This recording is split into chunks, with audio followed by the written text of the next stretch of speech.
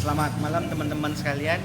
Ketemu lagi dengan saya Mario di catatan Sampuarta. Hari ini kita akan bercerita isu yang lagi hangat di Sumatera Barat, yaitu penetapan Bupati Agam Indra Chatri dan Sekdanya Agus Martiaswanto sebagai tersangka oleh Polda Sumbar.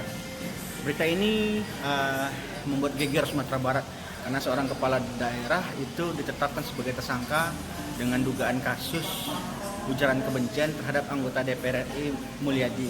Kasus ini sebenarnya bergulir sudah lama, yaitu berawal dari adanya laporan masyarakat Irwandi kalau nggak salah namanya pada bulan Mei. Selanjutnya Polda Sumbar melakukan penyelidikan, memanggil sejumlah saksi. Ada 14 saksi kalau nggak salah saya. Itu salah satunya saksinya itu adalah Bupati Agam, Sekda Agam dan ajudannya, dan juga ada Kabak Umumnya. Untuk lebih jelasnya kita minta keterangan dari Kabid Humas Polda Sumbar, Bapak Kombes Pol Stefanus Satake Bayu Setianto. Check it out. Memang kasusnya sudah P21, kemudian dilakukan pendalaman, saksi-saksi yang hampir kurang lebih 18 saksi yang diperiksa. Itu ada saksi ahli, baik ahli IT, ahli bahasa, kemudian juga ahli kriminalan, dan juga hasil lapor. Dari lapor itu, kemudian hari Jumat dilakukan gelar perkara di Bareskrim Mabes Polri. Dari hasil itu akhirnya ada tersangka tambahan.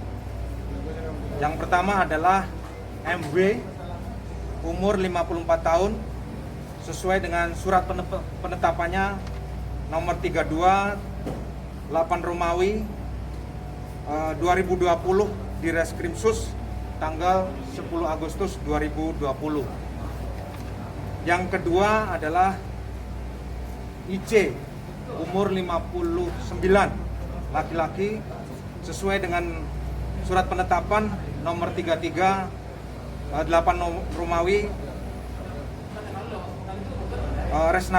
Reskrim Sus 2020 tanggal 10 Agustus 2020. Ini Bupati. Yang bersangkutan keduanya adalah dinyatakan sebagai tersangka dan perannya turut serta di dalam perkara tersebut. IC ini Bupati Agam, Bang? Bupati Agam. Ya, yang bersangkutan sebagai Bupati Agam dan Sekda. Peran sertanya apa tuh? Ya, Peran serta yang dalam permasalahan itu. Ya, ya. Pasal Oke. yang disampaikan itu sama dengan yang kemarin. Ya, pasalnya sama. Laporan polisinya sama, yaitu tentang ujaran kebencian dan perbuatan tidak menyenangkan. Ya. kira-kira pidana Nanti dalam proses ya. Nanti ini kan baru di penetapan, nanti akan dilakukan pemeriksaan dan lanjutan nanti kita tunggu perkembangan dari hasil krim. berarti saat ini belum ditahan. Belum. Apakah nanti akan rencana untuk pemanggilannya sebagai tersangka, Pak? Ini sudah sementara sedang penetapan, nanti akan dilakukan lanjuti oleh Surat penetapan sudah di tangan tersangka dari siapa? sudah kemarin sudah disampaikan kepada yang bersangkutan. Oke, tadi kita sudah dengar langsung pemaparan dari Kabid Humas Polda Sumbar, Kombes Pol Satake Bayu, sudah menerangkan kenapa ada penetapan tersangka.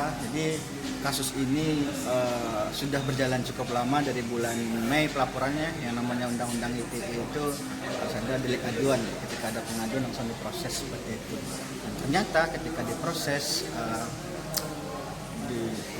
panggil sejumlah saksi, bahkan sudah meminta keterangan dari sejumlah ahli mulai dari kriminolog, ahli IT, ahli bahasa, hingga masuk ke dalam lapor forensik di Mabes Polri. Dan pada Jumat 7 Agustus lalu itu gelar perkaranya di Bareskrim dan menetapkan Bupati Agam dan Sekda Agam ini sebagai tersangka seperti itu.